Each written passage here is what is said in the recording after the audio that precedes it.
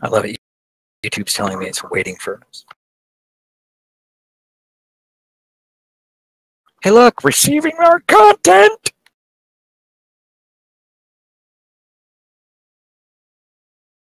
Been live for 7 seconds, 9 seconds, 10 seconds. We're gonna just count it the whole time. The entire time, just counting. The entire time. It's 15, 17. 19. 5. 42. 99. All right. Well, after a short hiatus, which we have gotten off of. Actually, it was just, whoa, where'd it go? What happened? It ran away. Whoa, what was that all about? Freaky. No, it was just something, just a glitch from the Twitch pop-ups here. So we're back. We're sorry. Yeah, we'd love to spoil Solo, but we can't do that because, pardon me, I sneezed. See, because you sneeze, we can't, we can't break spoil down everything.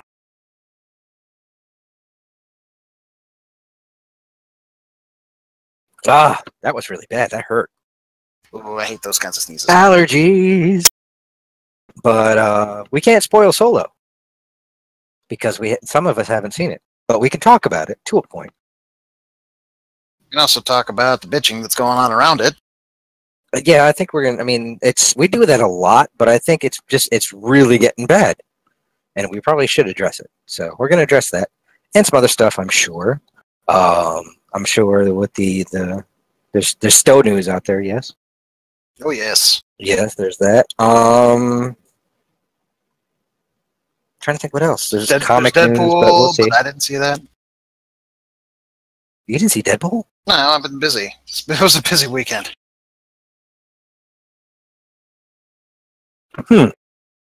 But yeah, okay, let's do that opening thing there, and we'll be back. And let's do that opening thing there. Opening thing there, but about what, 17 seconds is what this thing is? The following podcast is intended for mature audiences. The opinions expressed do not reflect this station or any affiliated partners. Listener discretion is advised. Ladies and gentlemen, welcome to the Geek EZ.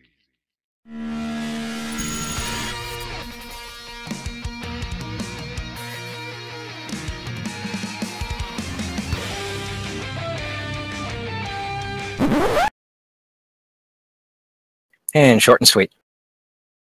No, it's certainly short. Might be a little salty.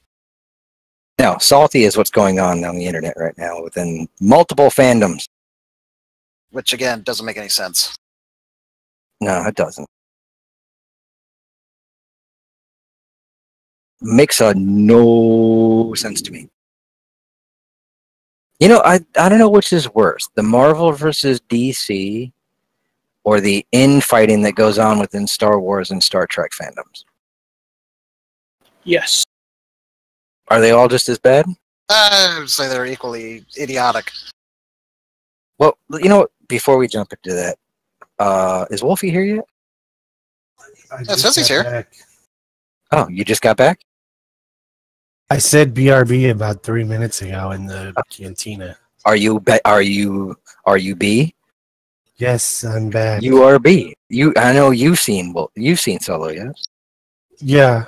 Yes, you're the one you posted on YouTube for us. Which I gotta say, thanks guys for picking up the slack. If you haven't seen it, there's 2 things back up on our YouTube channel, and Alistair dropped one and Wolfie dropped another.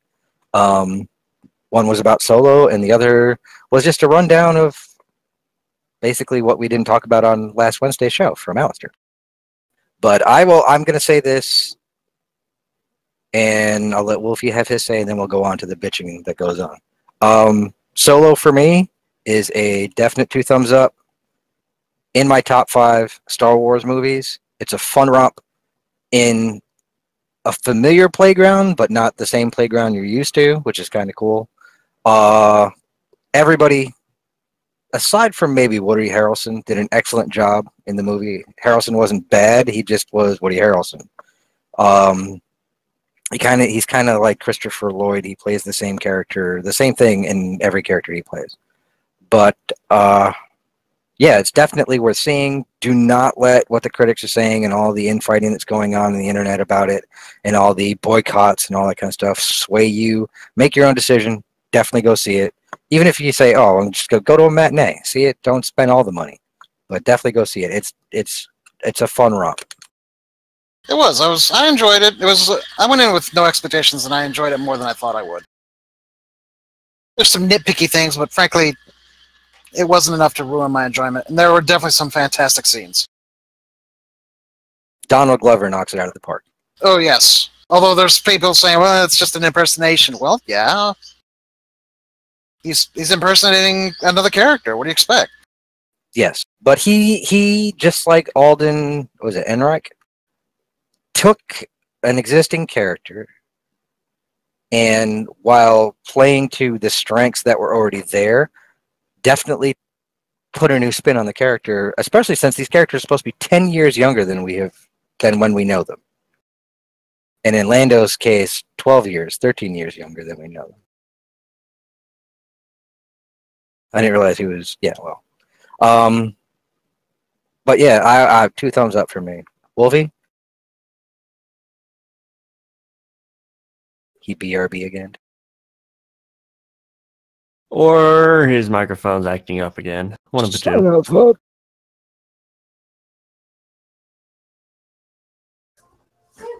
Sorry, There he stepped is. away again.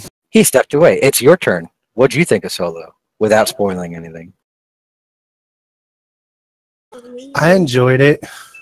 I mean, there's some issues with it, but I thought it was a fun movie. I thought the atmosphere was pretty good. It was a definite. Those thinking it was just going to be another Rogue One, it's completely not. It is a much lighter in tone movie. It's a Western heist film. I thought Donald Glover was amazing. I mean, he was just over the top amazing.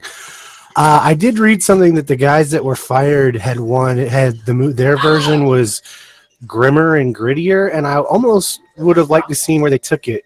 No, that's not what I've actually heard. Is that it actually wasn't grimmer and grittier? It was actually more comedy. The last one I read stories. said grimmer and grittier. Yeah, there's conflicting stories on it, and what was it? One of the other ones I saw, I think it was the actress who plays Kira. Why can I never remember her name? I want to say Daenerys, but that's not her name. Amelia something. Thank you, Amelia Clark. She came right out and said it had Ron Howard not come in, the movie would have tanked. She was all kinds of gushing over Ron Howard. So there's that. I did love the 80s vibe that Howard gave the movie. I don't know if anybody else picked up on that, but there was a definite throwback vibe to the film itself. So I really enjoyed it. I didn't pick that up myself, but then again, there were a couple. I mean, I guess from a technical standpoint, there were a couple of shots and camera angles and things the camera did that were very reminiscent of like something like Willow's, one of his other earlier films, and it's just an 80s kind of. A lot of that was intentional. I know, and I think it was intentional just to pull it into that time frame. Like the dogs in the one scene were even before Ron Howard came on. That was a Willow homage. Yes, but don't spoil too much. I don't want to give anything away aside from how good the movie really is. For me, that's my opinion. Again, and this is where we're going to get into the bitching that's involved in fandom. Star Wars fandom, DC fandom, Marvel fandom, Star Trek fandom, basically fandom in general. I think the only people out there not complaining, aside from the fact that it's gone, is Firefly. But even then, I have not heard too many people complain about Firefly within the past 2 or 3 years. Well, you don't complain about a masterpiece. You're just baiting him. You're just baiting me, dude. That's not fair. That is seriously, you're like the dude with I got you $1. I got you $1. So not fair. So I- what you're saying is Badger's the insurance agent with the dollar attached to a Yes. fishbowl. That's exactly it. Badger, What in was my that? opinion, my opinion of Firefly, it is the Boba Fett of sci-fi. It is. Everybody loves it. It's so cool, yet it really isn't as cool as people think it is. And that's died way okay, too Adam. It's quickly. all right to be wrong. I know. It's fine. You're entitled to your wrong opinion. And it just died too quickly, just like Boba Fett. Yes, but Boba Fett was beaten by a blind man.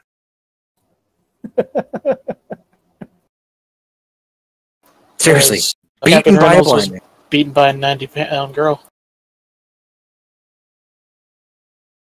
But no, see, I mean, I enjoy Firefly. I just don't get all crazy hyped up over it. I mean, to be honest, by the 6th episode in, when I watched them all the way through, I kind of tuned out until like the 9th or 10th episode. I mean, I watched them, but I wasn't like watching them. But all right, fandom. How much it sucks. Well, since we've covered this a few times, We have, but it's gotten worse. which is what we just keep saying. Why does it keep getting worse? Guys, just chill. There's a reason why I posted the thing from the artist Megan Hetrick on the Facebook page. It's very on point. In fact, I'll even read it. Maybe bring it up here real quick. Talks amongst yourselves. We're talking. We are? Oh no, actually, for a while, I was giggling to myself because I was going through and reading the comments on like CBR, which CBR, you're one of the biggest instigators in comic book. Geek Tyrant, not as much, but CBR is the worst when it comes to throwing a match on gasoline. When it comes to the subject of Star Wars comic book movies, and the best is 15 to 16 articles, boom, boom, boom, in a row of how much Solo sucked and what was wrong with it. And then the next one they post is how awesome the film is. And I was like, you guys need to, I mean, I gave them my comment is like, you need to get it on like one page because you're all over the map at this point. You're inciting people left and right, telling them how much it sucks, how much Disney does wrong, what Disney does wrong with Star Wars, and all this kind of stuff. And then 2 seconds later, you're posting how awesome it is. And I get it. Yes, you need the clicks. We need the revenue. We need the revenue. The more people we piss off, the more people click.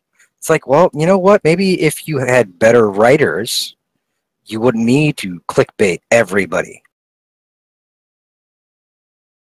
But as I was saying, the comments themselves, I was expecting a lot of the younger crowd to be the ones bitching, and it's not. It's not. There is no demographic for the amount of hatred for the Disney Star Wars, as they put it. It's just a bunch of grumpy people. Unnecessarily grumpy. And there's people who, are our age or younger that are just as bad about it, and they're focusing, and that's the thing is they're getting more and more focused with their vitriol on Kathleen Kennedy. Yeah, I laugh. It's like yes, because there are a very vocal like younger group out there that this isn't my Star Wars, and then I have to laugh. I was like, exactly what is your Star Wars? You were born after was your Star Wars. I know. It's like at first I want to know what is your Star Wars since you were born 3 years after Revenge of the Sith came out. So the only Star Wars you've actually ever seen in theaters would be The Force Awakens.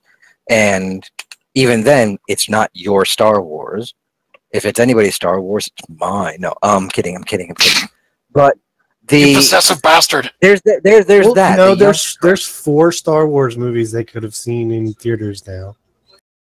Not if they were born after Revenge of the Sith. Well, no, they could have seen The Phantom Menace in 3D. No, there's Last Jedi, Force Awakens, Rogue One, and Solo. Which would be their entirety of their quote unquote their Star Wars. But again, seeing it in theaters is not a prerequisite to be a Star Wars fan. I mean, I know a lot of people who didn't. My kids didn't get to see them in theaters, and I want to say my 6-year-old son loved Solo. It was his first Star Wars movie in a theater. Loved it. Wouldn't stop bugging me until the Millennium Falcon came on screen. He's like, "When's the Millennium Falcon coming, Daddy? When's the Millennium Falcon coming?" Finally, it was on screen, and he actually let out a whoop. Kid loves that shit. But they never saw it in theaters aside from The Force Awakens and The Last Jedi and Rogue One and now Solo. But seeing it in the theaters is not a prerequisite to be a fan. But then there's that the entitlement that it's my Star Wars. It's like it's not your Star Wars. It was also kind of like with the Thundercats. They're ruining it. Which, to be fair, Thundercats roar. Thundercat that I will jump on that one because Mr. Man Bun there telling us, "Whoa, it's this and it's so ripe with comedy." I was like, "Did you?" I mean, there's first off, he was way too young to have even seen that show on television when it was airing. And well, they did play it on Cartoon Network. Yeah, they did, but then the aspect of where was this comedy? Was it? Can you sit and watch it now? No. Is it comedy? Is it comedic? No way. It was actually pretty dark. So Which is what the 2011 reboot had going for it. Yeah. And now when it came to I mean, I'm not going to bitch and moan and complain and say you're ruining my childhood. I just won't watch the show. That's all I'll do. I'll say, yep, nope. And then, but there are other aspects to it. It's like, it looks like every other show on the Cartoon Network, which is like they carbon copied. Well, we have to draw the face like this with the stupid fake anime eyes and mouth. And it all has to look like Gumball or Steven Universe or whatever it is. What was the insult that I heard being thrown around? Oh yes, cow arts. Ooh, dude. That was the insult I heard being thrown around. And I don't, you know what? I understand it makes animating cheaper and stuff, but there are other cartoons out there that animate on the cheap. I mean, Disney does it. Disney's got DuckTales, and they've got a few other ones that are they're using the same programs to animate them, yet their characters all look different. They all have life to them. There's a difference to them. Cartoon Network, it's like carbon copy. Well, this worked for us. Let's do it again. Try something new. Visually, it's off-putting, just like the other show. I can't not see that because all I see is high school doodles. And being an artistic, creative person myself, it drives me nuts because it's like, well, just because you got told in high school that you could draw doesn't mean 20 years later you should be making a cartoon. Here we are. I'm still pissed that the Thundercats reboot from 2011 got canned. Well, it got canned because it wasn't selling toys. Yeah, I mean, it was renewed for a second season, and then they canceled it. Because it wasn't selling toys. I really wanted to see how they would have integrated the Silverhawks. Dude, the cartoon, the execs came out and said it. The show got canceled because it wasn't generating enough revenue outside of the television show. I.e., the toys, the marketing. So how hard would it be? The marketing they didn't do? Exactly. I was going to say, how hard would it be to convince Adult Swim to fund a second season of Thundercats? I wouldn't even mind if they just redid and took some of the elements of both of the older shows. Well, here's the thing that I saw. Dark. Yeah. The other real reason, really, arguably here, is they put it in a slot that it wasn't designed for. It was supposed to be on Adult Swim, and they didn't put it there. True. Seriously? Yeah. Yes. It was just like Adventure Time, except Adventure Time was a hit for them, whereas, what was the other one? Regular Show. Were both supposed to be Adult Swim shows. Hence the reason why it was at the tail end of the night. Are you kidding me? You could watch Adventure Time at 2 o'clock in the afternoon. Well, I meant regular show. Again, 3 o'clock in the afternoon. I've always thought that, especially the last few years when Cartoon Network has been struggling while Adult Swim has been succeeding, They need to, instead of two networks on one channel thing, Adult Swim needs to be its own channel. And Cartoon Sort of Network, like Boomerang. actually, I think Cartoon Network needs to reabsorb Boomerang and go back to have Adult Swim be its own thing, and Cartoon Network be a mix of classic and new cartoons. Yes, the way it used to be. Oh, I would not.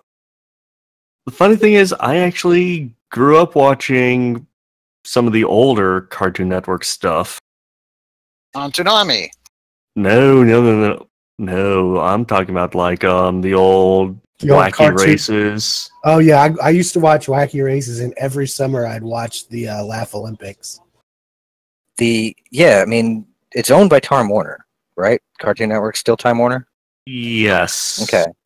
The plethora of cartoons that they own they own Hanna-Barbera. Everything Hanna-Barbera ever did, they've got. And they could do a time slot where they integrate old and new. I think that's a great idea. I think they would actually get more viewers showing the older cartoons. They got the Looney Tunes. They got Hanna-Barbera. They've got... trying to think what else. Kill to see some of the Golden Age Looney Tunes again on Cartoon Network. You mean the good ones? You know what? That new show that they did, the Looney Tunes show that came out, back in 2012, 11, 12, wasn't that bad. I got a little bit of it. It really wasn't that bad. My kids watched it, and I actually caught myself sitting down and watching it and going, you know what? As much as the redesigns kind of were a little off-putting, they weren't not as off-putting as like Lunatics was back in the 90s. We do not talk about that. Yes, we try not to talk about it. But I mean, they were updated designs, which, you know what, every animator that comes in updated them, whether it was Fritz Freeling or Chuck Jones. They always updated the cartoons to their aesthetic, and I have no problem with doing updating a cartoon. When you take the cartoon and then devolve it into what Thundercats Roar and some of the other stuff that they did with Scooby-Doo, it was like you're taking steps backwards now, guys, because you were getting very sophisticated with it, and now all of a sudden you're taking the steps back and dumbing it down again. And what did they do with Scooby-Doo this time?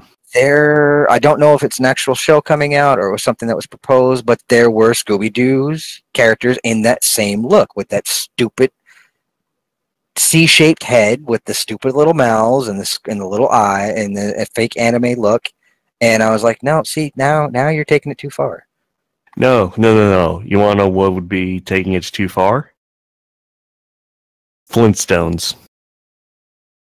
I really wish McFarlane had gotten his hands on them. He could have done amazing things with the Flintstones. Wanted to. What's funny is you got shows like, Teen Titans Go, which is its own thing on, Cartoon Network, that is its baby right now. Yep. But it was about the only thing they showed for about 6 months at one point. Yeah, and you know what though? That grew on me just because it is so self-aware, fourth wall breaking. It's also very subversive. Yes, and it was like, okay, you know what? It's funny. There are some really stupid shows. But at least it makes fun of itself. It does. The fact that it's all tongue-in-cheek and it's all done to make fun of itself a lot, right down to the movie. Everything you see about the movie is they're making fun of themselves. And that's fine with me. I have no problem. Does it bother me that Teen Titans or that the Teen Titans original show was canceled in lieu of that? Yeah, because that was a good show. Same with Young Justice, which we're getting back finally. Albeit on DC's streaming platform. Yes. I thought it was Netflix. Yes, that was the original plan. I've heard differently as of late. Well, maybe we'll get more Justice League action, which is another show that Cartoon Network did 52 episodes of, and then we haven't heard anything from it. So I actually caught some clips from that. Browsing YouTube, it's like, I am vengeance. I am the knight. What, the gold one? Am Batman. Please don't go in my locker. Please don't go in my locker. Please don't go in my locker. No, he puts on Wonder Woman's costume. It's the one where Batman and Beetle are Oh, where you go, yeah, they go in the past. Yeah, there's a Yeah. short on YouTube where Booster Gold goes into the locker room and Batman's locker's open, and he puts on Batman's costume and he's making fun of Batman, and then he puts on Superman's costume, and they start laughing at Superman because for some reason Batman, Superman, and Wonder Woman are invisible, and they're watching him do this. And then Wonder Woman's like, "Please don't go in my locker. Please don't go in my locker." And he goes in. He puts on the Wonder Woman costume. It's pretty funny. But again, that was a great show, and it's just like, if I don't like something, was I a little verbal about the Thundercats? Yeah, I knee jerked on the Thundercats thing. I really did. Did I cross the line? I hope I didn't. My problem with the Thundercats thing is it just feels like somebody looked at Teen Titans Go and said, "Let's do this all over again." True. Okay, here we go, Adam. We're getting a new She-Ra on Netflix. And I didn't realize the old She-Ra was on Netflix. Which is that show has so much better rewatchability than the original He-Man. Oh, the original He-Man, because they're both on Netflix. He-Man, Thundercats, and Silverhawks are so hard to watch now as an adult. Yeah, but it still has that campy charm. True. The three main ones I can go back and rewatch are She-Ra, Transformers, and Ninja Turtles. You know, even G.I. Joe has a G.I. Which Joe version of Transformers? The original. G1, man. Let me phrase the statement. Like, what's up to what season? 1 and 2. I mean, the movie 1, 2. You know, 3 has its moments. Well, and you got to remember, G.I. Joe is split in two. You got the original G.I. Joe stuff, which is all right, and then what is it? When Sunbow or whatever takes over, it's awful. Yeah, it's because they were going to wrap it up, and they're like, "Oh no, we're making money on this. We have toys to sell." But same thing happened with Transformers. Transformers movie was only made to eliminate the original line, so Hasbro can introduce new characters. But they did it in a very epic fashion, including killing Optimus Prime. Which, if you must go watch Toys That Made Us, the Transformers episode on Netflix, as soon as this is done. If you haven't seen it, go watch it. Saw that last night. Go watch it because it's amazing. But the Transformers has rewatchability. He-Man has it's really difficult to go back and watch it now. She-Ra, I'll agree with you. It's easier to go back and watch that one. But it's like, look at Transformers in terms of reboots. Aside from what they're doing with Machinima right now, which those are just if they shortened them, or they stopped all the ridiculous just standing around and slow walking, they would be really, really good, because it's like they took elements from all of the other Transformer series and kind of blended them into one, and it's really could be really well done, except they're so plotting it gets boring. But Transformers Prime is an example of how you take something that was beloved by so many, reintroduce it to new fans, grab the old fans as well, because it's just a great way to reboot something. Thundercats tried, wasn't as successful. Could have been. I mean, Could have been. frankly, they should just put it on Netflix. It works on for Voltron. There's another one, Voltron. How do you get both the old fans and new fans alike? You do that, and it works really well.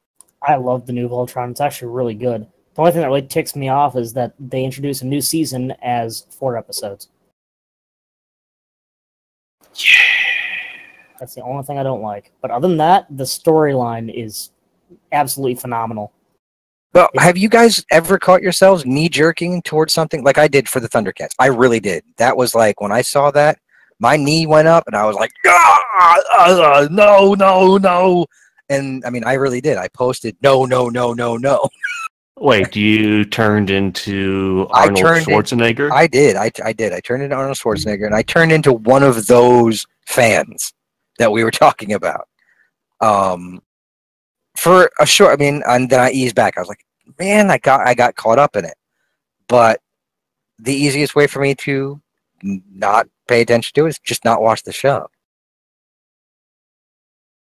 I'm not going to sit there and boycott Cartoon Network, even though I do anyway, because there's nothing on that on the network worth watching, aside from Teen Titans Go. But I don't watch them personally. I watch Adult Swim. My kids will watch Teen Titans Go, and that's the only thing they'll watch on Cartoon Network.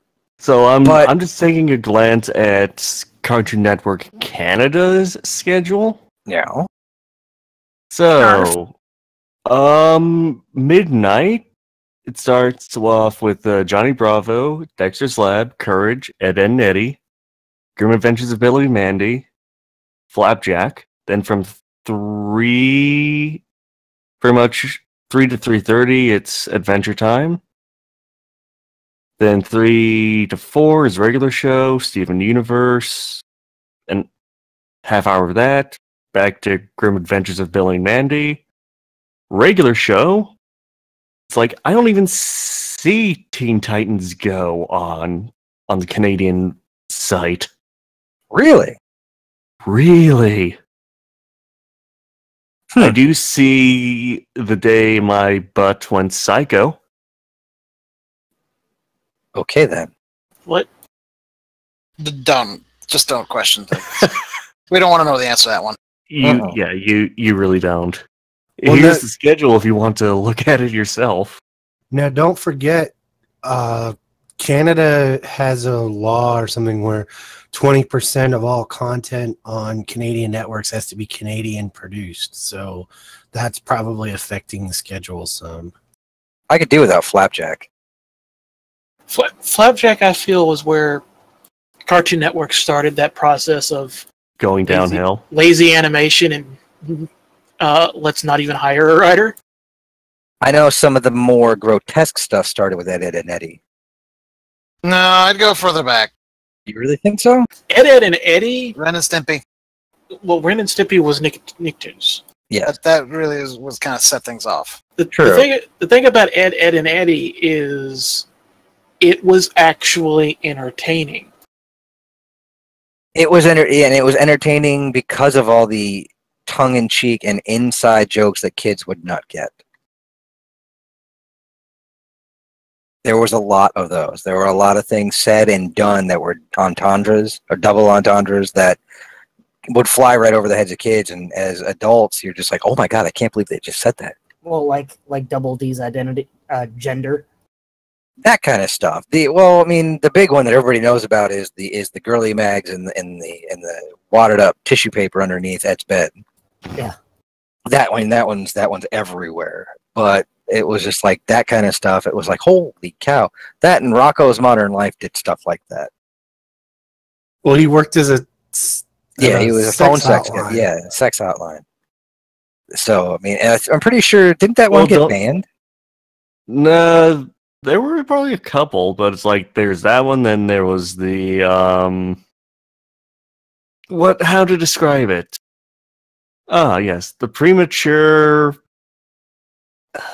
How do they word it?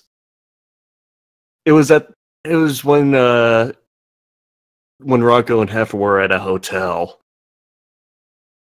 You know which one I'm talking about? Yes, where the sign outside said hourly rates. Yes, hourly rates, that one. Yeah, I mean, Rocco's Modern Life and the stuff, yeah, they pushed boundaries and they pushed envelopes for kids' television. They actually think they pushed further along sometimes than they did on regular show and Adventure Time. But we have veered way off course. Hey, we were going to complain about the fanboys being stupid. And we started reminiscing about cartoons. To answer your earlier question, though, about a knee-jerk reaction, yes, I had a very, very harsh knee-jerk reaction to a show called Star Wars Rebels. You know how that went for me. Yeah, that's true. You did. You knee-jerked on that pretty good. But again, you walked back on it. You took the time, you sat, you watched it, you invested in it, and came to realize it wasn't as bad as you thought. There are not many people who do that. Well, we all had some major issues with Rebels when it started because the animation just seemed like a poor imitation. Yeah, it did. We all. I mean, But we Never all quite got over the lightsabers. They did it on purpose, though. It wasn't the lightsabers that bothered me so much as Ezra's hair was so stupid looking in the first season, especially. Rubbery. I know they did the lightsabers on purpose, but I still, I don't know why I went more metal than, adjective there, but I still think that to keep it in line, they should have had it appear like they do later on in the films and how they looked in Clone Wars. Well, instead of how they appeared in Just a New Hope. They could have actually evolved them through the 4th season, where they thinned as they went. And I bet you wouldn't even notice as if they had done it gradually. At least with Ezra's, because he went through 3 lightsabers. Mm-hmm. To be honest, I preferred the rapier look that they had than the big, thick sabers that were in the prequels and in the sequels. I am at least glad that they did not change the appearance of the Darksaber. True. Which I really want to know where that story is going. Give us a book or a comic book about what happens to Mandalore. Oh. Speaking of books, I'm going to jump back to Solo because this isn't really a spoiler, but this is the first Star Wars film that has embraced so much of the EU and brought it into canon that, oh no, dude, there's a lot.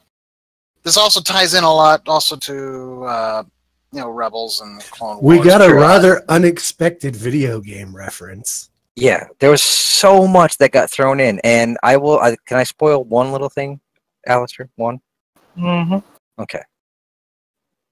Lando Calrissian, throughout the movie, is telling stories here and there.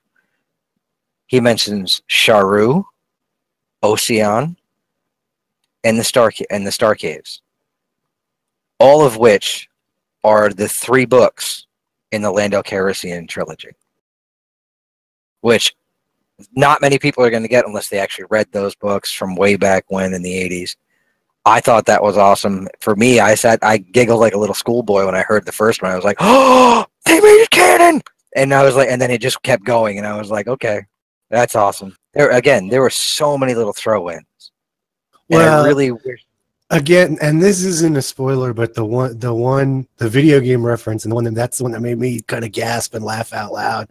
Alistair might have his own opinion about this, but the martial art Teräs Käsi is canon now.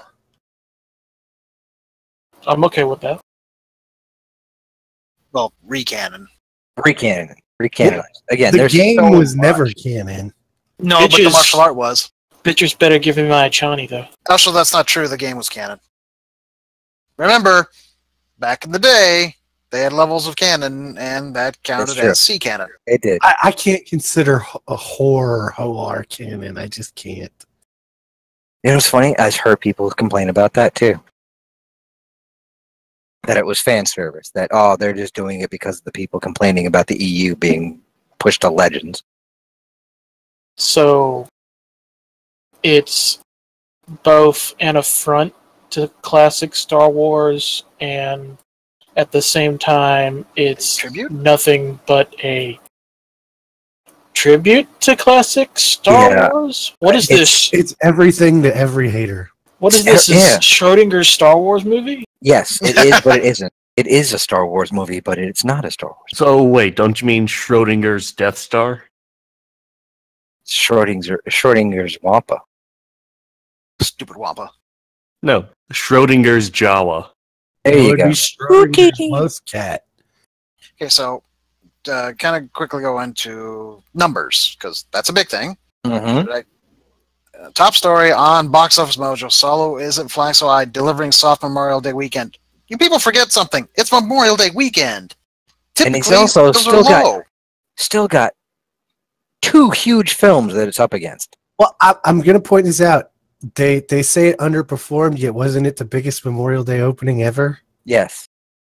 Those 2 things seem in contradiction to each other. Well, it's because the expectation was to be higher. Yes, it didn't make the $175 million that they were expecting it to. Well, there's two elephants in the room called Deadpool 2 and Infinity War. Yeah. It made 179 worldwide.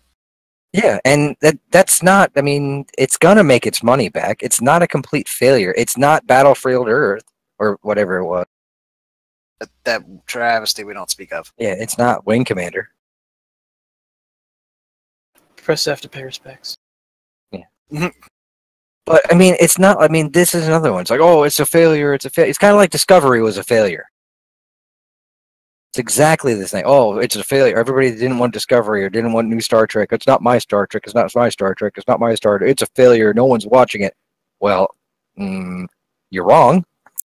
Yeah, so there's the bit that I posted from Megan Hetrick. And it's a bit, so I'll go through it as quickly as I can. It's like fandom at large for the last few years, but with a definite uptick in the past week or so. Person A, hey, here's this new thing. Person B, that new thing doesn't align with my individual preferences, so therefore it is the abomination. It must be destroyed. Person A, but maybe it's not made for you and is instead being made for the new generation of potential fans? Or maybe the corporation in charge of it is looking at dollar signs more than your own unique opinion in regards to a potential franchise that has nothing else going for it but the nostalgia we have for it, which isn't all that great to begin with, to be honest, and doing the same that they've already done before, which flopped but might not be the best decision financially? Person B, I don't care. Money shouldn't factor into art.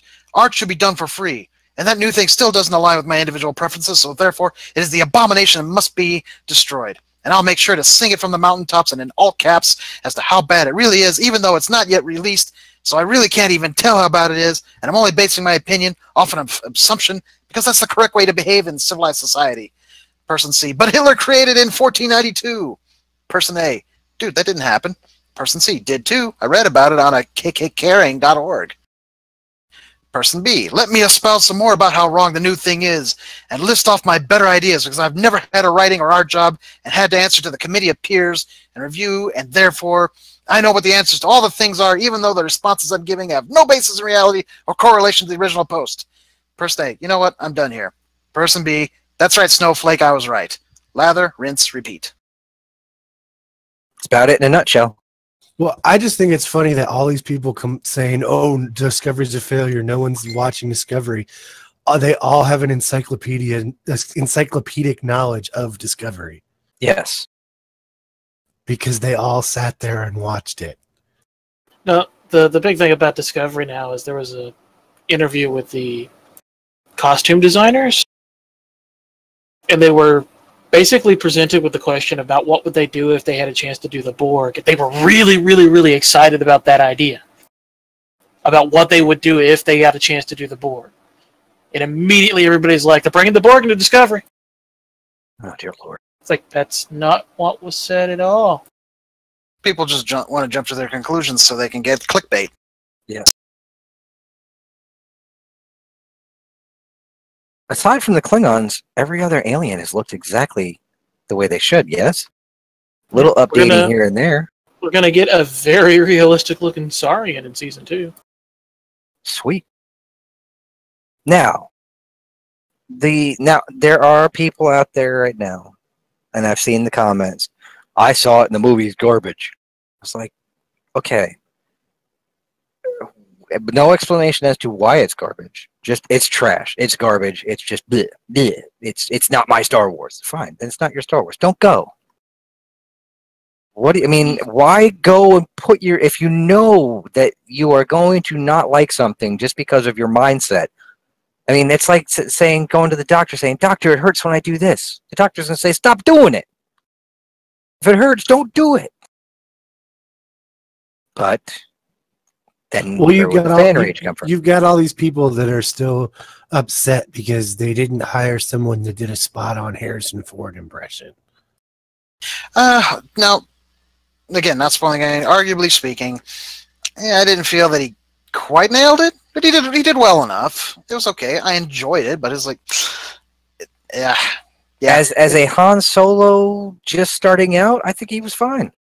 My biggest fear going in was that I was going to cringe every time he opened his mouth, just because some of the stories coming out, months and months ago. And I gotta say, do I think he's gonna like ever win an Academy Award? No, but he's not terrible by any means. No, he was okay. Again, I'm not knocking him. I just it came up short, especially compared to Glover right there. True. It's hard. Yeah, it's hard because Glover did such an amazing job as Lance. Well, it was two different approaches to the characters. I mean, Alden tried to kind of make the role his own, and Glover didn't necessarily do that at all. But he did. Yeah, he did. But Glover's style was also much more impressionistic. True, it was. It was. I mean, it was more Chris Pine end of Star Trek 2009, where he kind of threw in the mannerisms of Kirk as we know him. I'm not seeing a problem with this. No, I'm not. Kirk, not as we know it. Yes, the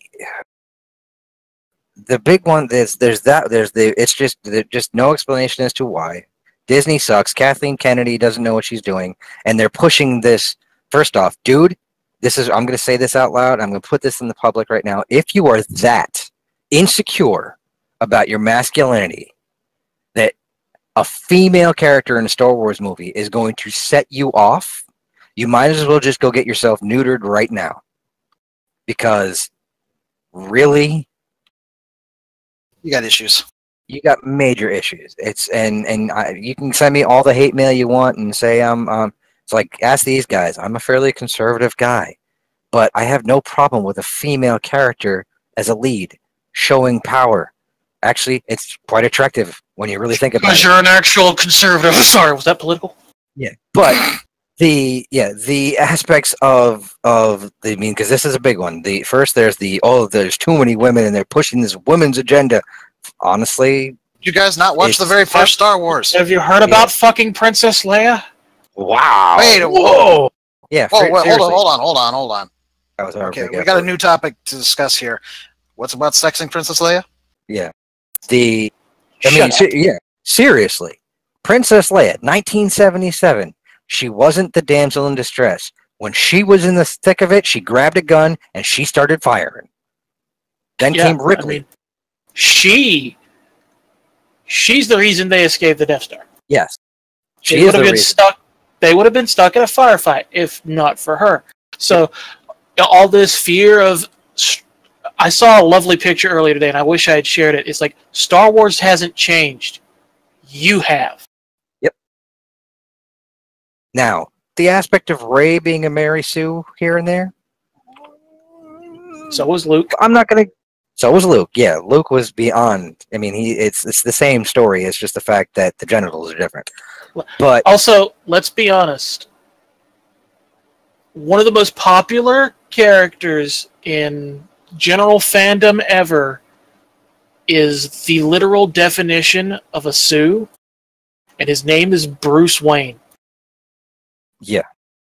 Nobody cares because he's Bruce Wayne.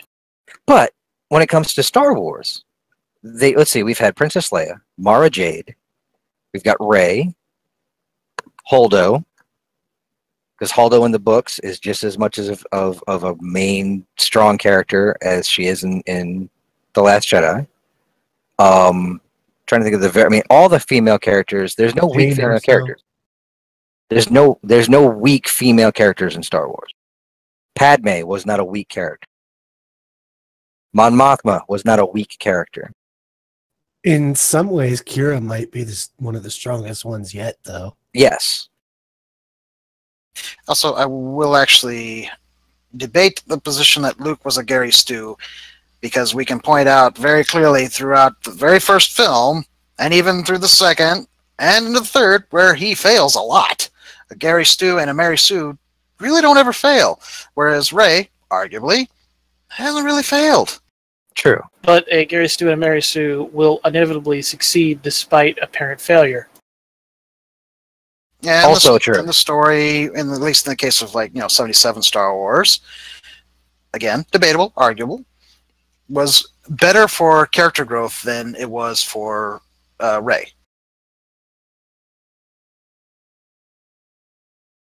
Now, there are things that did bother me when it came out. The aspect of where certain characters like to put their genitals when they're off screen. Do we really care? Is that that big a deal? Whether it's male, female, alien, does it? I mean, that when that kind of stuff comes up, it makes me go, "Oh, really? This is what you're worried about? You're not worried about the story. That's where your focus is. You're not worried about the story. You're not worried about how they get from point A to point B. You're worried about whether or not this character likes to have his genitals touched by aliens or men, women. It doesn't matter. It has no bearing on the story whatsoever. But that's, I guess, one of the big things. But that's a whole different story. Then there's the social justice warrior aspects that people complain about. That's the huge one. I don't like the SJW stuff in my Star Wars. Did you watch the first one? And by the first one, we mean the 77 one. The 77 Star Wars was an anti-totalitarian and anti-authoritarian story Massively. from beginning to end. Actually, all the way through from Star Wars all the way to Jedi was an anti-authoritarian, anti-dictatorship, anti-totalitarianism all the way through. And the prequels, not so much. The prequels were really muddy as to where their political aspects were. When you really think about it, outside of Dooku, the Separatists were kind of right.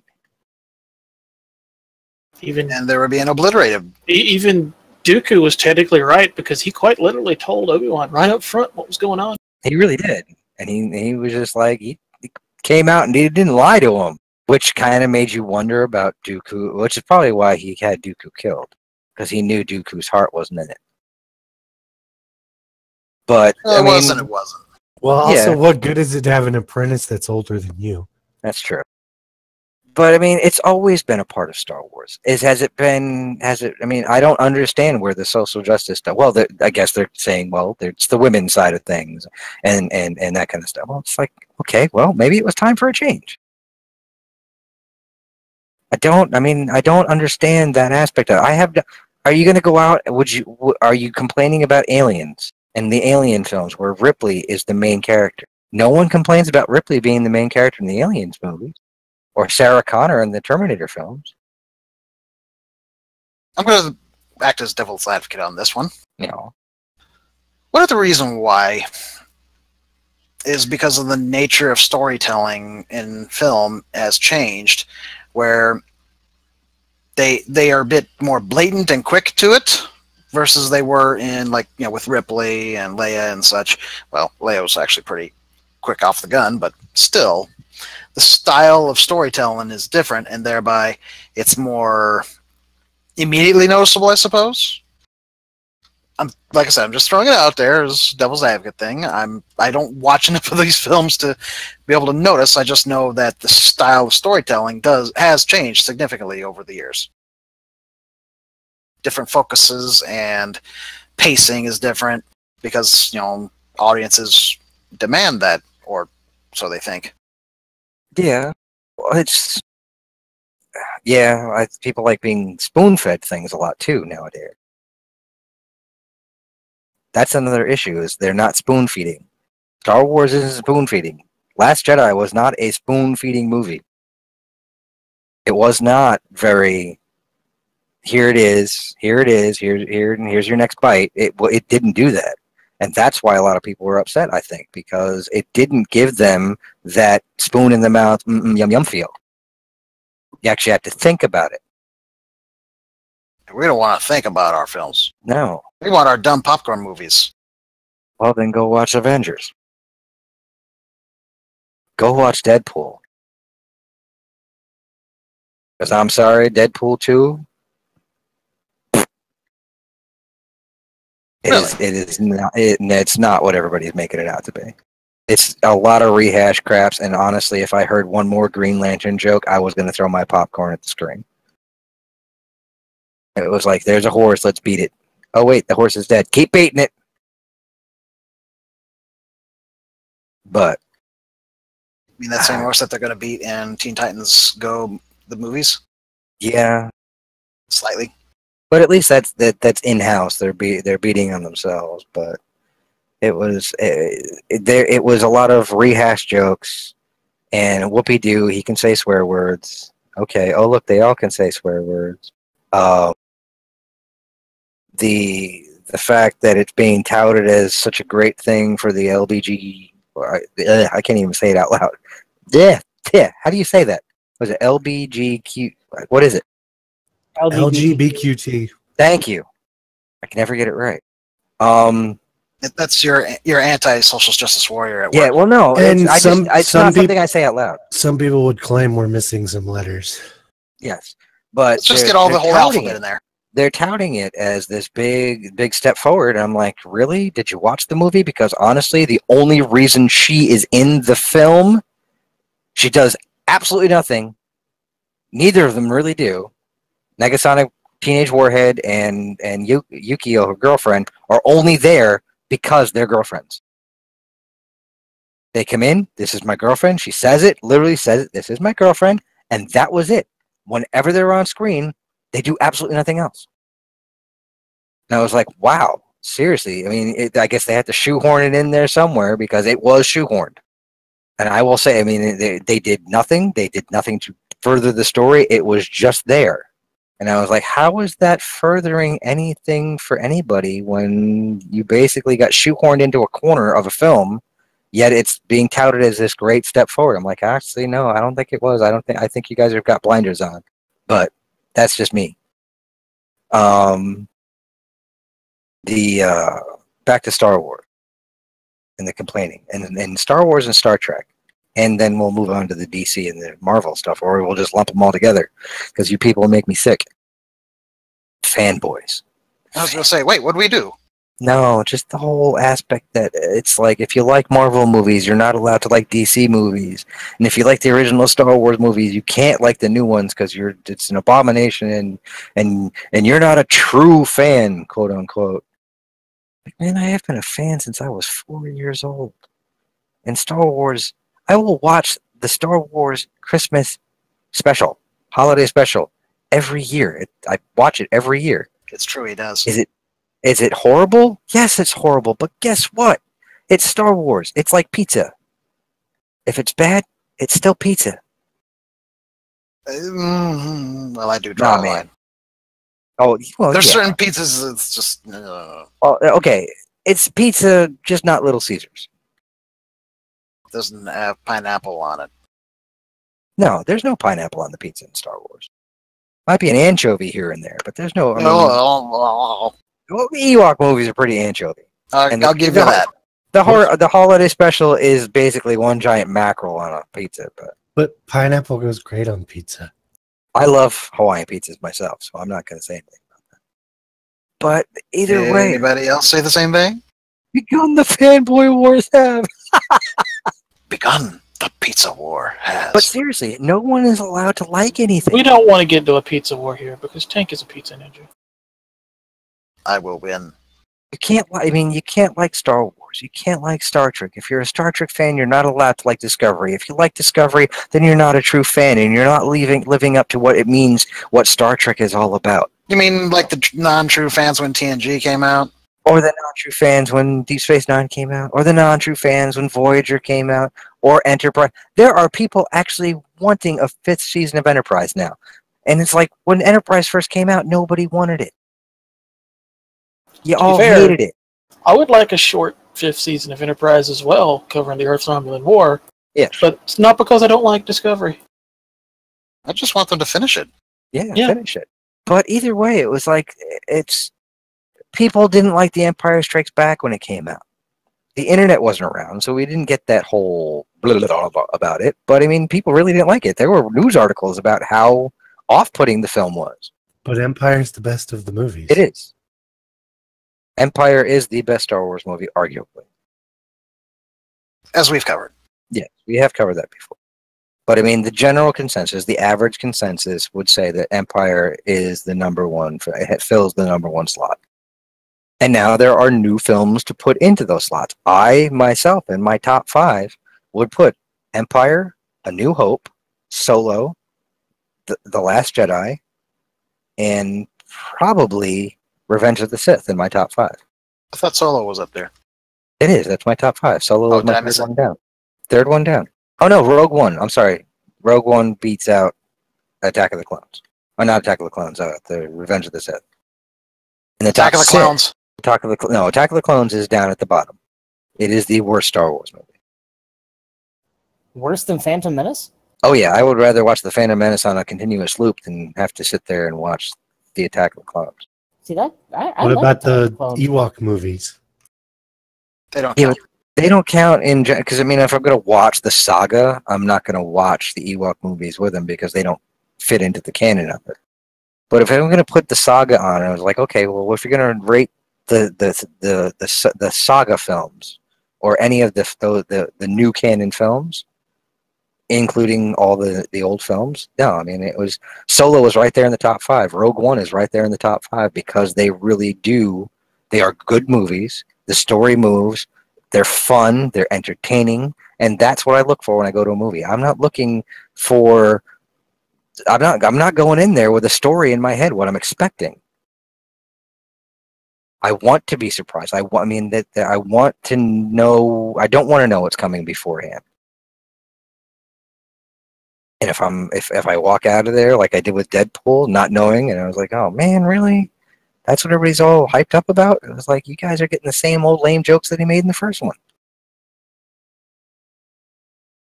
But I don't know.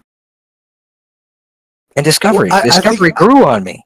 I think it's funny that you're complaining about Deadpool making the same jokes because weren't you the one for years that's talked about Deadpool's a one-note character anyways? He is. But I liked the first movie because the first movie was new. It was fresh. And I was like, you know what? It was fun to watch a comic book movie that really didn't care, that didn't take itself so seriously. And then we get to the second one, which was all over the place. There were lame jokes, really, really lame jokes. There was one laugh out loud moment in the entire film. Everything else was just a rehash of crap he did in the first one. So he's right back to his one-note character.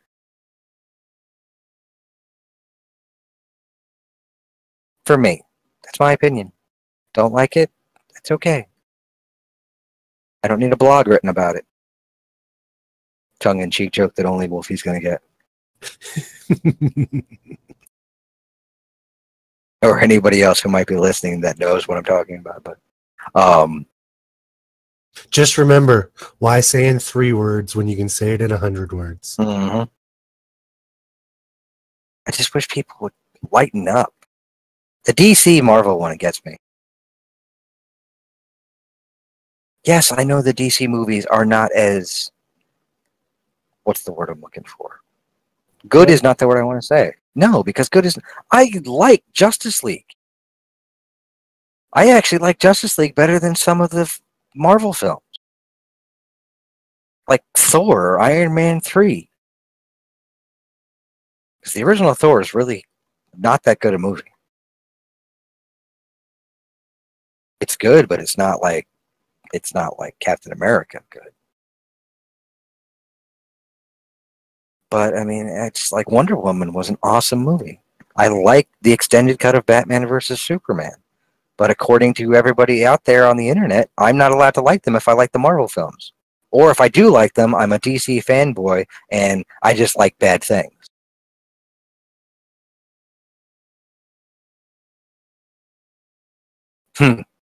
Sorry. It's upsetting that what used to be being a geek meant that there was a camaraderie. It was like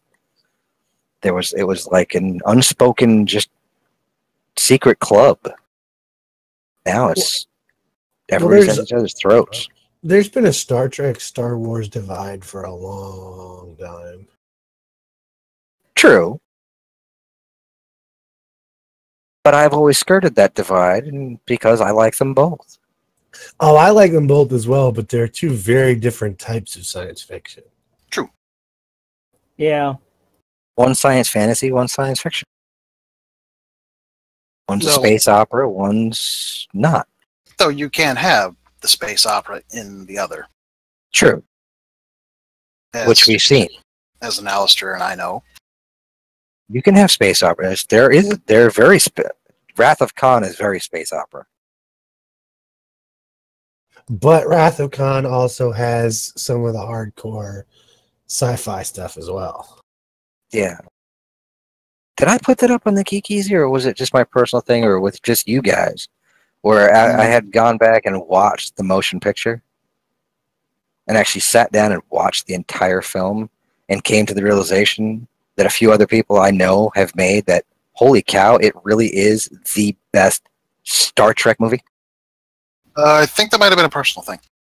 Okay. No, he's mentioned it on here, but it depends on how you define Star Trek movies. Star Trek, as in the old TV show, the thought-provoking parts of Star Trek that made Star Trek so unique, that it is the most Star Trek of all of the Star Trek movies. Which is true. It's a very true statement. Could it have been shortened? Yep. But it really is Star Trek. I mean, it's not. There's no other ways around it. It's the truest. I could argue that 6 is at least as Trekky.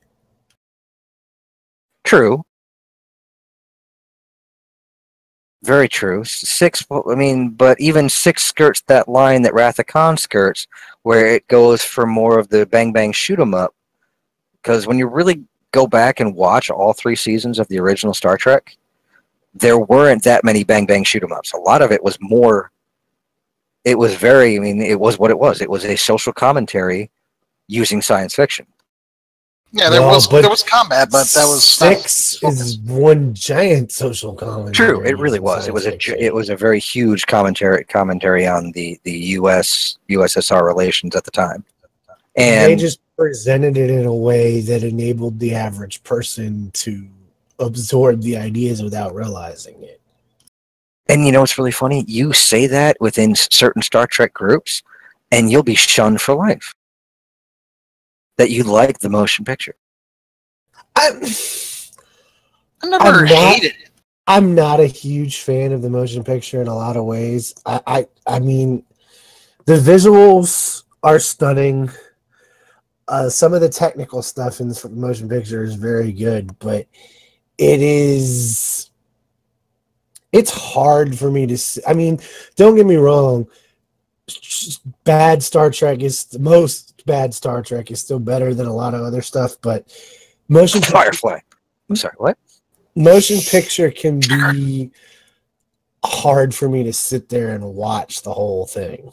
It does plod. It plods along. And the director's cut so much better because they cut a lot of the plotting out. Not plotting, but plodding. Ploddy, or DDING. Where it's still a little longer than it needs to be. Somebody needed to take away their copy of 2001 when they were making that movie. Yeah, they spent a lot of time doing the whole, hey, look what we can do. There was a lot of that. It was like, look what we can do on the big screen. Look how much money we spent. There was a lot of that. Whereas Wrath of Khan didn't do that. Wrath of Khan, the special effects were there to help tell the story, not be the story. Well, you have to remember that even with the success of the movies after motion picture, they kept shrinking the budgets. They had to do more with less. Yes.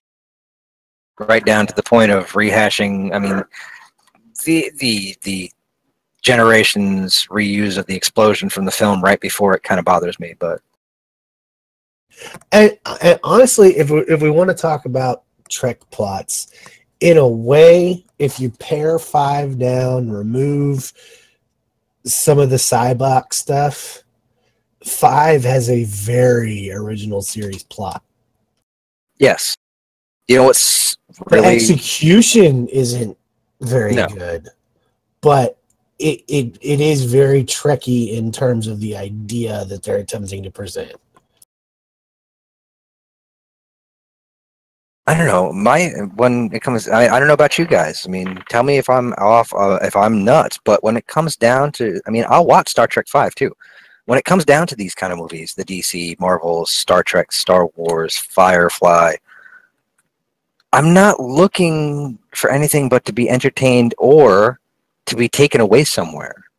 I mean, they're an escape for me from real life. And even though Star Trek and some Star Wars do touch on themes that are very relevant, I mean, even the original series still touches on themes that are relevant today. Next Generation did it, and they did it a lot more coyly then. They were even more on the sly with some of their commentary stuff. But I think that's what earned Star Trek the I'm not even sure how you pronounce it, Sobrecht or something like that, of being cerebral. yes, and even and I watch them, and I enjoy all of it. And it's just like I don't understand people that get so bent out of shape, and it's kind of off-putting the negativity. And am I nuts, or is it? Do you honestly enjoy Crusher boning a ghost? You know what's really funny? I don't think I've ever seen that episode. I have. It is so bad. It's like there are a lot of Voyager episodes I never got to see because I was in school and I didn't have a television. I was in college. So there was a lot of Voyager I've never seen. Crusher and the Ghost is so bad you almost have to watch it once. Some of those Voyager episodes are forgettable bad. Yeah, I don't think I've ever seen Voyager all the way through. I know I've seen Deep Space Nine all the way through. The original series I've seen all the way through. I honestly don't remember the Crusher boning the Ghost. I don't remember that. Technically, it didn't happen. It was more like, the ghost suddenly just faded away, and she was suddenly very happy. Yeah, see, I don't remember that episode at all. Maybe I blocked it out of my mind or something, but really I have them. I can go back and watch them. Not just Crusher boning the ghost. Her grandmother boned the ghost first. Wow, again, she got granny sloppy ghostly seconds? You're not Nana. Nana's dad. Okay, now I'm going to have to go back and watch this episode. It wasn't as bad as he makes it out. What season is it? That's a good question. It sounds like a 4th season. I think it's 6. Really? It's that far down the series? It's one of the last bad episodes. I don't think so. It's Sub Rosa. It is the 14th episode of season 7. Wow. Okay, really? 7 is usually considered the best season, I thought. Wasn't that the one where they killed off Ensign Sita? Season 7? I'm sorry, I had a major crush on Ensign. But that's a really good episode. That is a really good episode, and I had the biggest crush on that actress as a teen. She was so cute. Never saw her at anything else. It wasn't? Cito, the blonde Bajoran ensign from Lower Decks, and she was in one other episode. Lower Decks is the one where she dies. Sadly, that is the episode after Sub Rosa. Oh, yeah. I guess they had to make up. Let me put it this way. If you put Sub Rosa Star Trek into Google, the episode description pops up on the side, for like one of the video services or something.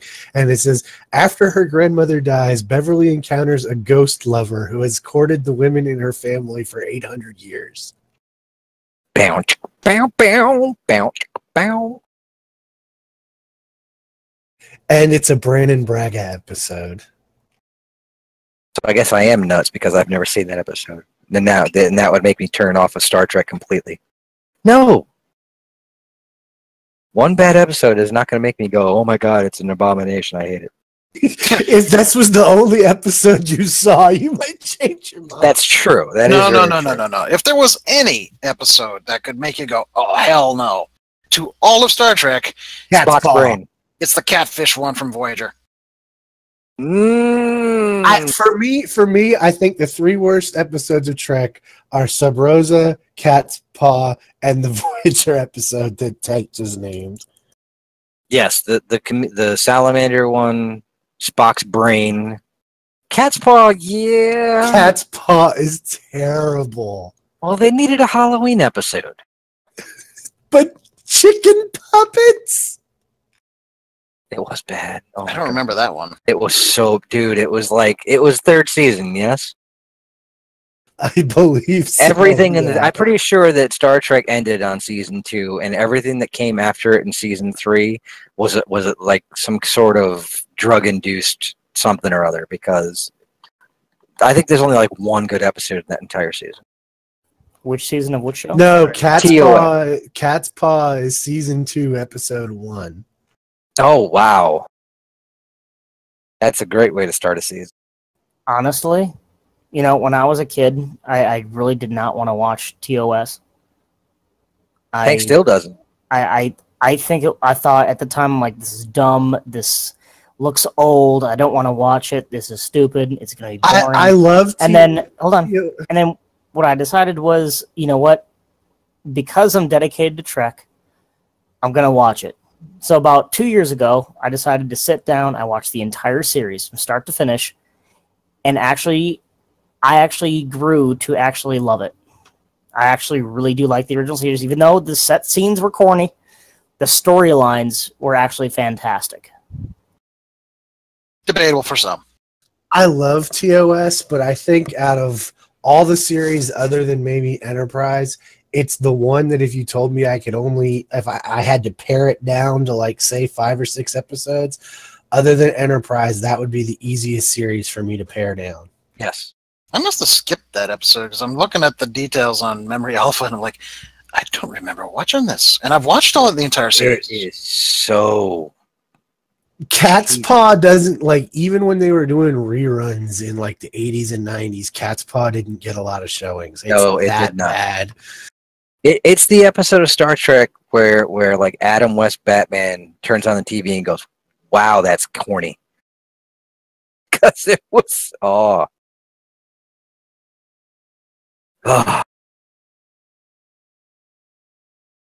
See, now, what we're doing here is legit, discussing things about, the things that we love, but we're doing it, lovingly.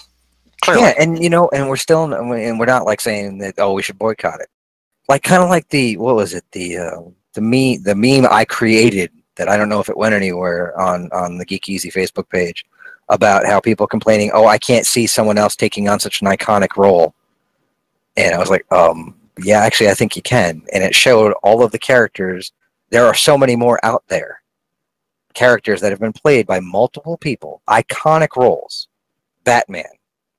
Doctor Who. Let's see. What was the other ones I put on there? Jack Ryan.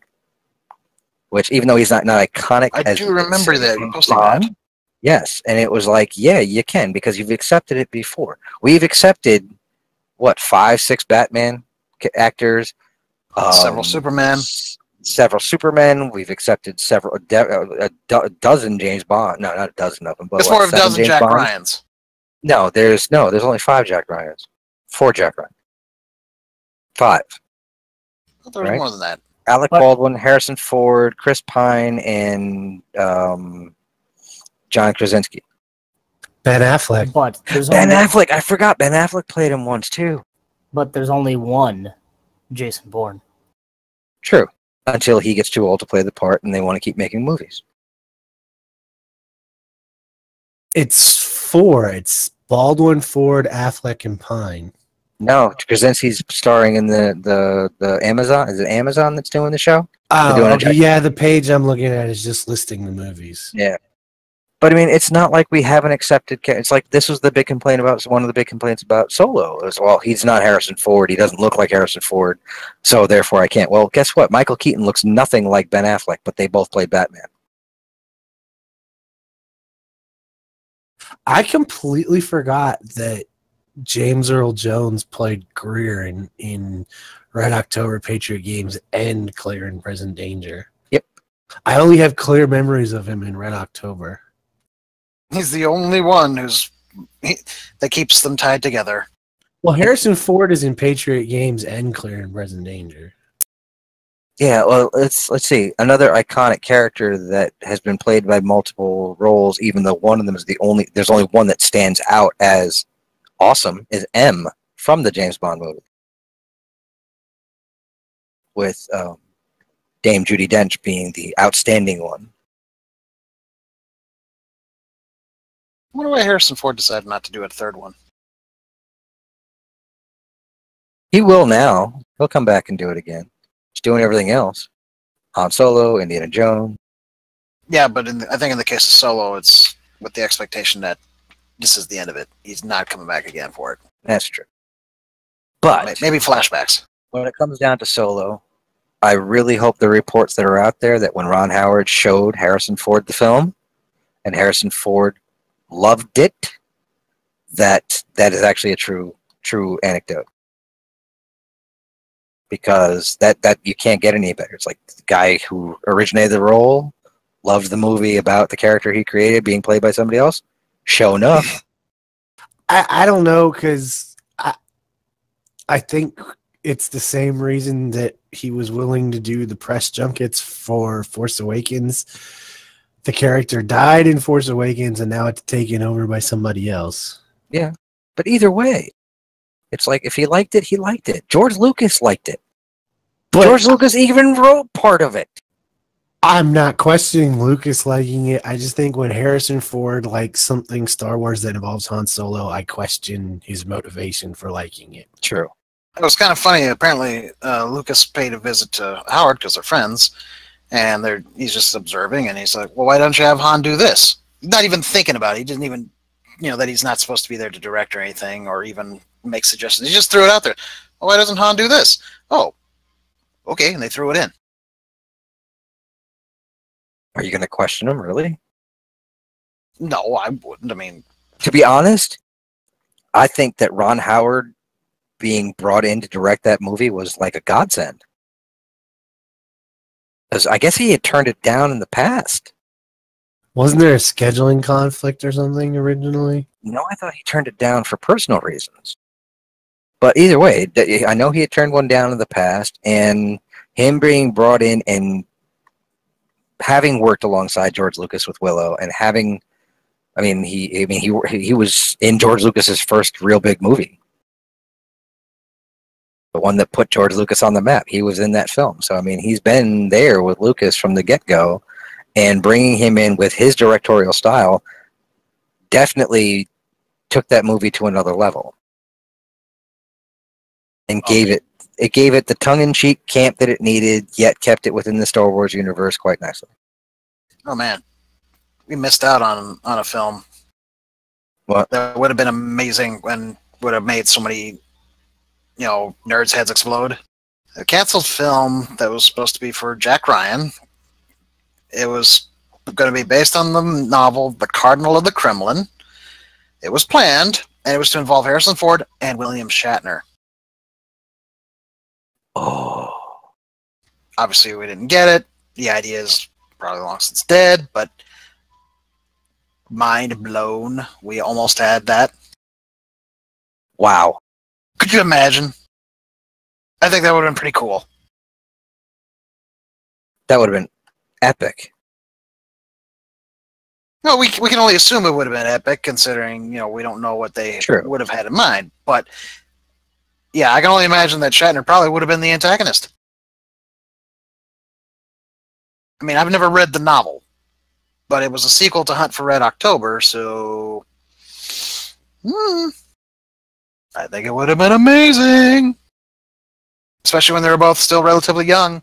Yep. It's really scary to think how old they all are. Shatner is, what, 87? Let me see. Is he that old? Is he 83 or 87? 87. 87. Harrison Ford's in the 70s. 75.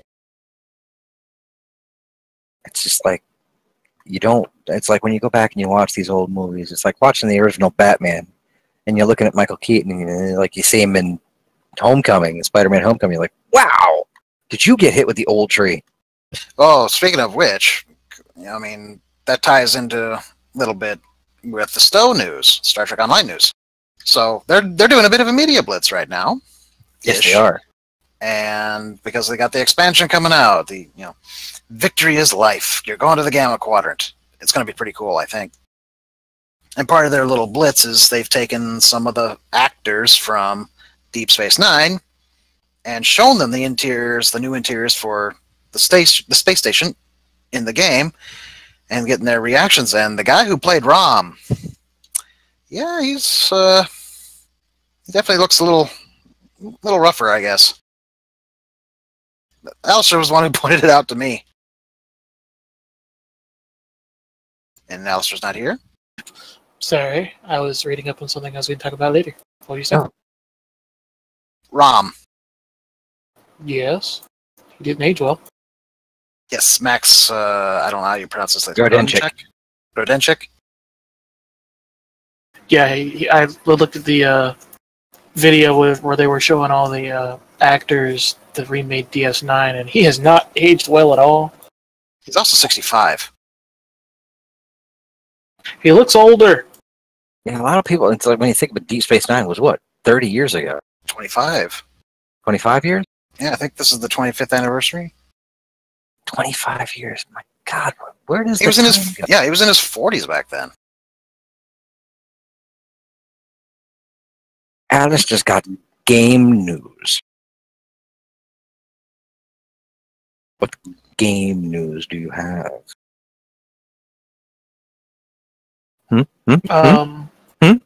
Well, what? Well, fine. I won't talk. Okay. First thing I want to talk about is,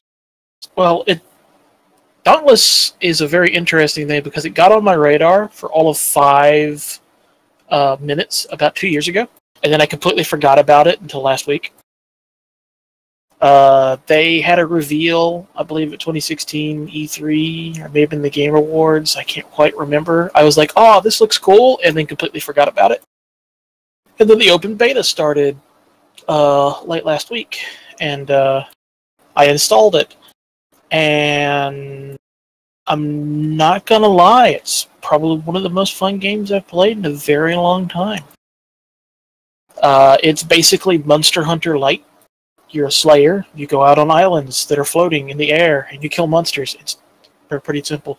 But the different weapons, the fact that they're adding more weapons, it's all very entertaining. The developers are incredibly chill. When the beta went open, they were not expecting the amount of people they were getting, because I think they went from like 1 million registered users to 8 million registered users at the launch of the beta. And the development team pretty much stayed at work for 20 hours plus. I even had a Twitter conversation with the CEO of the development company because of it, and I informed him he needed an app. But yeah, it's free to play. It's in beta right now. There are microtransactions, but there are no loot boxes. And in fact, they used to have loot boxes, and they specifically got rid of them because they felt they were unfair. So go give it a try. It's at playdauntless.com. I am not being paid for this, but if you want, to sponsor us, I'm just saying. Seeing as you had a Twitter conversation with him, maybe you can have another one and say, hey, would you like to come on our show? I can totally do that, but we'll talk about that later. I just really recommend giving it a try. It's very fun. It seems they're doing an early access style development where they're basically going to have this big open beta where people can help develop the game. You can even buy founders packages, and you can buy stuff in the transaction store. But it doesn't seem like there's going to be any sort of wipe when the game goes live, because they've even mentioned that there won't be. And they also have a Trello page. Trello is a development website where game developers can throw up things like, here's what we're working on right now, here's what we're going to work on soon, here's stuff we'd really like to do but we can't focus on right now. So it's very open, very transparent development. Subnautica did the same thing, and it was really, really awesome. Only Subnautica was a game you bought in early access, whereas this one's a game you can play for free. So if you like Monster Hunter, you want to play it on PC, and you can't wait for Monster Hunter World to come out at some point later this year because they won't give a date, then give Dauntless a try.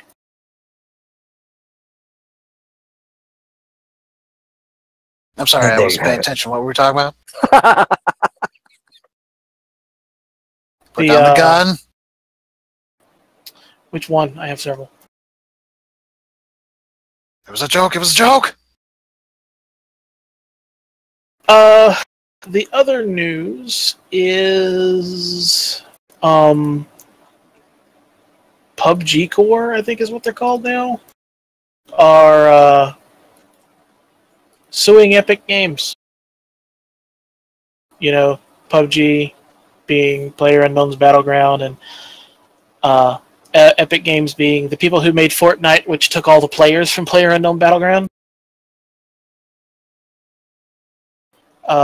The claim, it was a better game. Yeah, well, that I'm surprised that the PUBG guys are being allowed to sue Epic by their Chinese overlords, because the company that owns them owns like a huge chunk of Epic as well. I don't know, but specifically, they're claiming that Epic Games is withholding stuff for them to be able to have a functional game engine, because PUBG is built on Epic's Unreal Engine. A lot of people who've read this story are having flashbacks, because back in 2007, a company called Silicon Knights sued Epic Games over the exact same thing, a failure to provide a working game engine. Silicon Knights isn't a company anymore for a very particular reason. Because Epic Games countersued them into the dirt. Crushing. It wasn't even a case of they lost the lawsuit and had to give Epic Games money. They had to withdraw any unsold games developed with the Unreal 3 engine, and they had to delete every single bit of information related to the Unreal Engine from all of their databases, and then give Epic Games unrestricted access to those databases to make sure the information was deleted.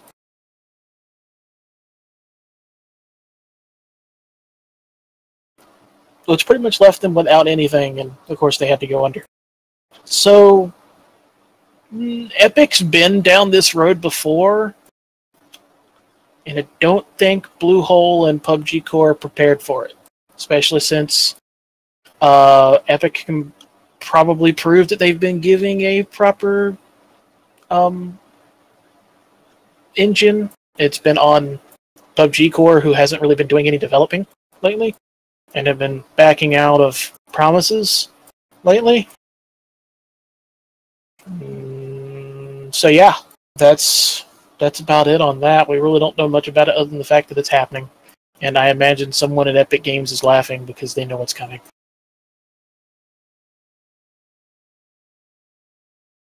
Dun dun dun dun. Okay, I take that back. The Chinese ownership is Chinese investment company Tencent owns about 40% of Epic Games and 11.5% of Bluehole Studios, the PUBG guys.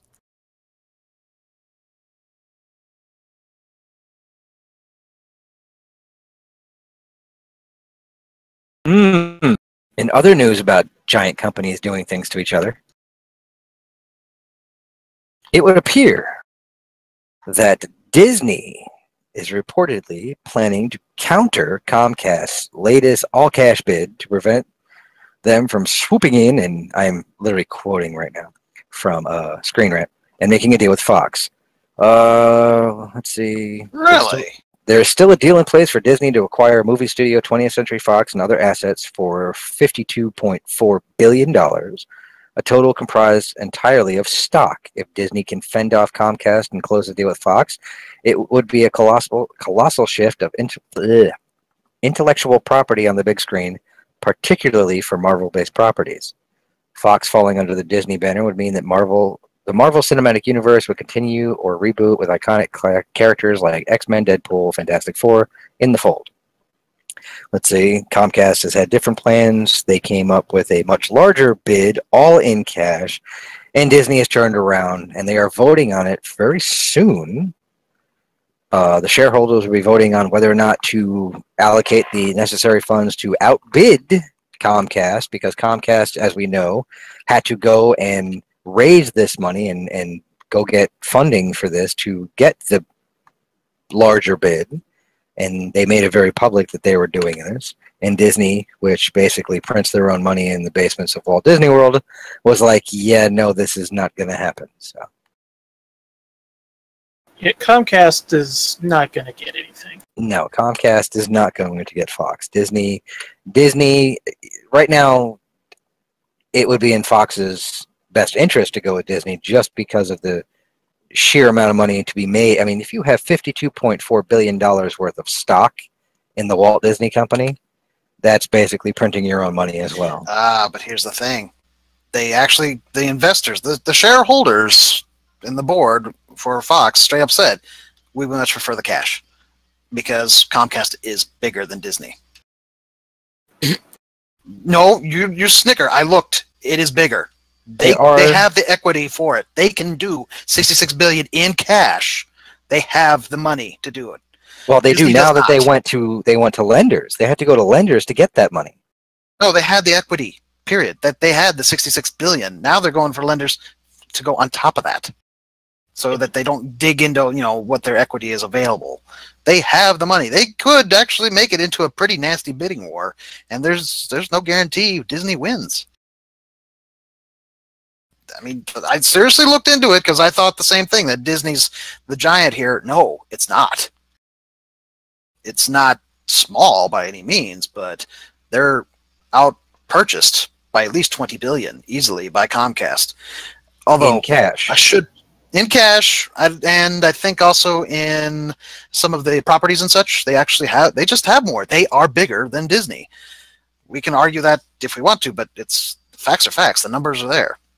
But that said, if regulators and people are having issues with Disney getting Fox, I can't imagine that they'd have less issue with Comcast getting, considering they already own NBC and Universal. So just because they're putting in the cash bid doesn't mean that regulators won't actually shoot that one down even faster than if they will shoot one down for Disney, because that's still up in the air. I don't know, $52.4 billion in stock options from Disney compared to a cash offer of flat money. When you think about where Disney stocks are going to go, and basically, like I said, Disney is printing their own money right now. I would go for the stock options. Didn't Comcast try to buy Disney at one point years ago? I don't know. Maybe? I'm not sure. Point being, it could become a very, very angry bidding war. The fact that Disney's going to shoot back, though, I'm kind of curious if it's true. What are they going to shoot back with? I mean, stock options and cash? That would sweeten the pot. But when the main shareholders are saying they'd rather have cash first over stock, makes you wonder what's up there. Probably the fact that Fox isn't doing well.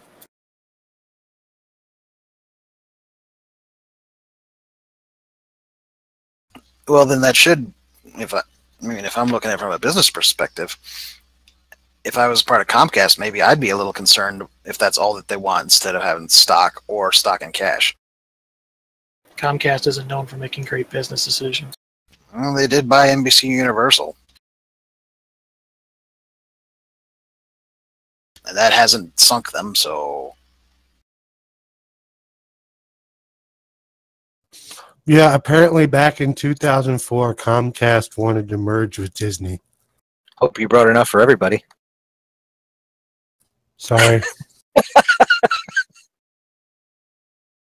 Oh, you didn't get the chicken too? No. Oh, it's delicious chicken. I'm eating goldfish. Shut up. Just work with me on this. Well, I don't know. What do you think? Should we start going for shorter shows? I thought we might have been calling it short because of thunderstorm. Well, nothing's happened yet. I haven't heard any rumbles. Remember the last time we called for shorter shows? We did like 5 shorter shows and then Well, I'm went just back to thinking- 2 hours. We're pushing the hour 40-minute mark right now, and that's a long time to sit and listen if you're not watching us live. It's a long time to sit and listen to us live. Apparently, there are podcasts that go for like 4 hours, and like, no. No, I mean we could do it, but we usually devolve into nothing but fart jokes and toilet humor by the second hour. If we were to do something that long, it would have to be like we'd have to actually be there in person.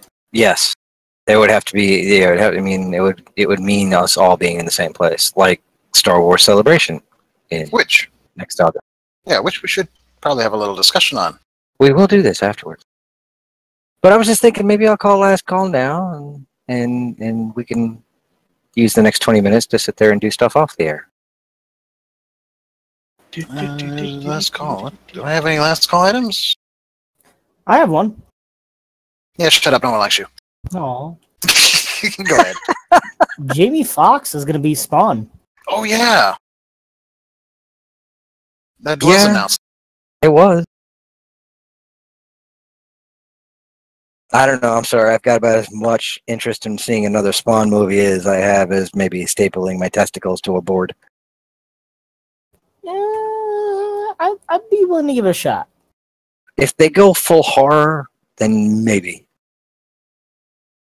But I was never a big Spawn fan as a character anyway. But the HBO show was pretty good. Anybody else got anything? Well, kind of. I guess last call ties in a little bit with the fan blah blah nonsense. Someone had posted or submitted into the Star Wars fan club on DeviantArt a statement from Mickey: "If Solo, a Star Wars story film, will flopped." Grammar, not our thing. The only thing that will change, the only difference that it will make, is that instead of a newspaper, I will be reading Mrs. Kennedy's resignation. Again, grammar, we suck at it, clearly. But it's Mickey supposedly saying this. It's like, I will be reading in the newspaper that she will resign. And no. I'm going to put this out publicly, both on a journal for the group and here. The Star Wars Fan Club on DeviantArt will not be used for attacks on Kathleen Kennedy or anybody else. No pushing of agendas. That's not the purpose of the group. And frankly, y'all should be ashamed of yourselves. Don't have to like her decisions, but frankly, she's made several $billion in profits. From a business standpoint, she wins. Get over it, people. And let's not forget that she was also the producer on probably some of the most beloved sci-fi and action films out there right now. So you weren't complaining back then, just now, because you're not getting your Star Wars. Oh, sucks to be you. But wow, was that a little salty? Maybe a little. Just a little. Let's see. My last call totally blew me away when I found this out not too long ago. Like within the past 5 minutes. We've always had pretty sketchy. Sound. What? So that was that sound. Ah, yeah. Oh my God, stop.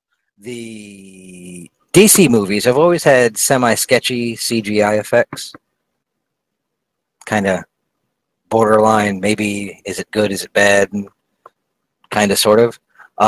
It would appear that that's not going to happen with Aquaman, since Industrial Light and Magic is handling the visual effects for that film.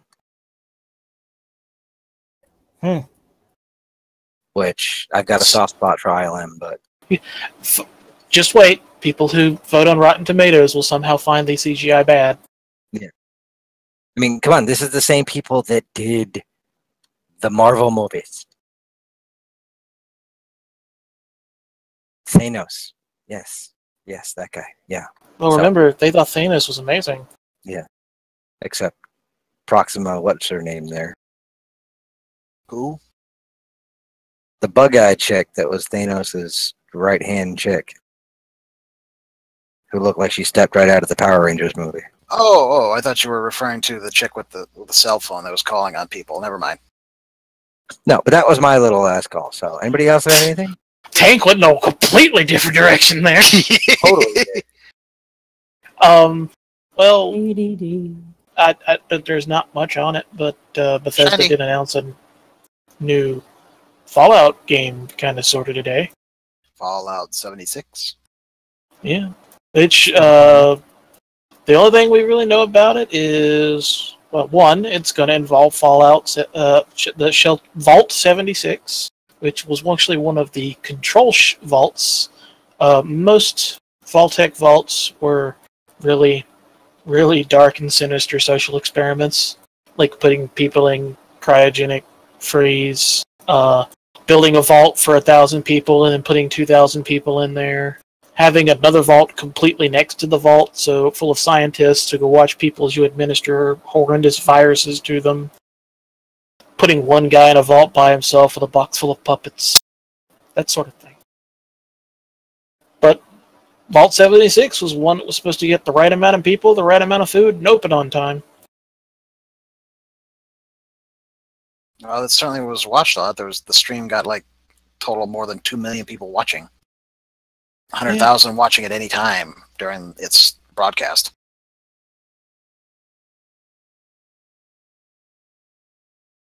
But other than that, all we know is it's supposed to be some sort of online game, which makes me think it's probably going to be the Fallout version of Elder Scrolls Online.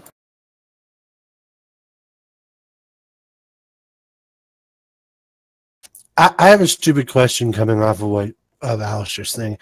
When did so many people reach the conclusion that Fallout 4 sucks? When it wasn't exactly what they wanted, and it wasn't the storyline that they were wanting. So, I'm sorry. To be fair, while Fallout 4 doesn't suck, it does suffer from a lot of the issues that like Fallout 3 did, which is basically it doesn't feel like any of the decisions you make and the actions you take have any impact, and also the fact that there's really only like 2 endings. I don't know. I've just been seeing people commenting on the Fallout 76 thing all day about, oh, I hope they're going to fix all the mistakes from Fallout 4. Am I the only one that thinks Fallout 4 was terrible? Well, I mean, just over and over again all day. It's actually a very well loved game, but it does have its flaws. And it's mostly narrative flaws in the fact that it's a Bethesda game, so it's not a bug, it's a feature. Working as intended. Like Roach in Witcher 3. Firefly, I sense an amusing Blizzard joke. But also, people are pissed off at Fallout 4 and Fallout 76 because we want Elder Scrolls 6. We want Elder Scrolls 6. They do not care.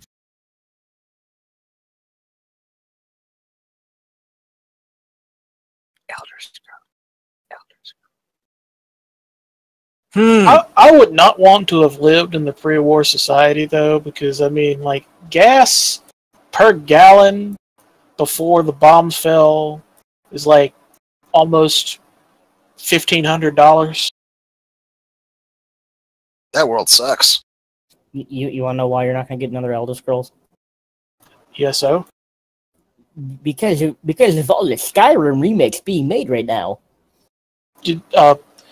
I shared a picture earlier. I'll find it so it could be like the last thing you put up on the stream, Adam. Make it quick. Make it quick. Firefly has clarified the amusing Blizzard joke. A Vault Dweller 76 because they got Soldier 76 in Overwatch. You know, I could see the Blizzard doing that just as a dig. So long as the main character, or at least a main NPC, you know, is grizzled, has white hair, and a rifle, and says we're all soldiers now, I'll be okay with it. And I put the picture in there, Adam. It's up on the stream. Now you can play Skyrim on the Pip-Boy in Fallout 4. So the Pip-Boy is a Nintendo Switch? Boy. To the knee. Boy, that's some serious crossing over. Though the Pip-Boy as a digital device is very bulky. It's definitely not your Apple iWatch. No, it's more like a Newton. But you got to keep in mind with one, Fallout is a alien space bat scenario where just a historical divergence that's completely improbable, and everything's nuclear based instead of moving on to other things. So it's Asimov's Foundation series.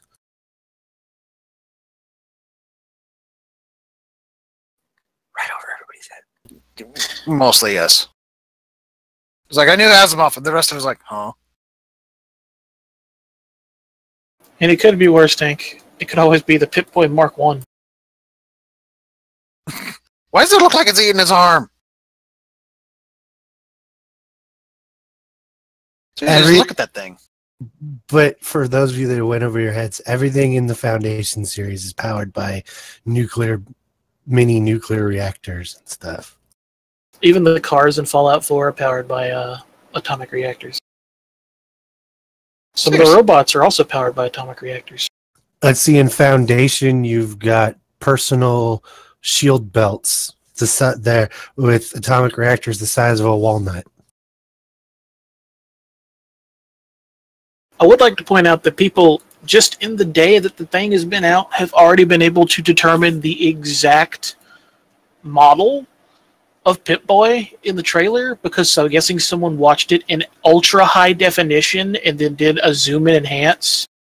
And it's like, it's a Pip-Boy 2000 Mark 6. Giggity. Alrighty, boys. Is it time for the fart song? It's time for the fart song. We will Perhaps you're going to play it this time. Yes. Need to work. Maybe find a new, less farty outro. Yeah, I got to make a new outro. Less farty outro. But we'll be back next week, and hopefully we'll be able to spoil the crap out of Solo next week. Maybe. That depends. Same bat channel, same bat time. Same bat channel, same bat time. We will be here with bells and whistles on, lightsabers and phasers. It's really kind of an odd ensemble, man. I don't know why you insist on this. It doesn't cover anything, seriously. Just make sure you wear the kilt. And the fact that pants are optional is really weird. Kilts! The kilts help. What? The kilts will help, I suppose. Yes. You got to jingle when you jangle. Is anything worn under the kilt? No, sir. Everything's in fine working order. And on that note, see, once we get close to the 2-hour mark, right down the sewer we go. We're gonna go see it right now. We'll be back next week. And with that, say goodnight, boys. Later. Good night, boys. Nothing, really. Nobody else. Goodbye. There it is. I don't want to say goodbye. Goodbye, yes. When did we lose? He just ran away. Oh. He just poof. He never sticks around. He never does. Yes, quite right. You could say Roland out. Good night.